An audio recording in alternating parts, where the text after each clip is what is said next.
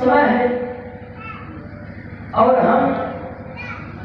बिहार गायक गौरव यादव सांस्कृतिक प्रकोष्ठ के विधानसभा अध्यक्ष अजगा और हमारे साथी बड़े भैया बिहार के गायक पप्पू सोनकर जी अजगा विधानसभा के उपाध्यक्ष हैं और हमारे बड़े भैया पप्पू यादव जी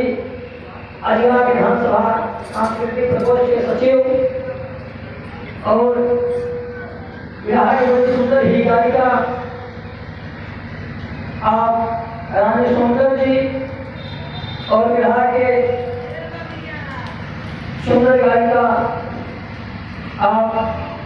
चंचल यादव जी और यहाँ जितने भी समाज वाले साथी उपस्थित हैं एवं नौजवान साथियों, माताओं, बहनों एवं प्यारे बच्चों,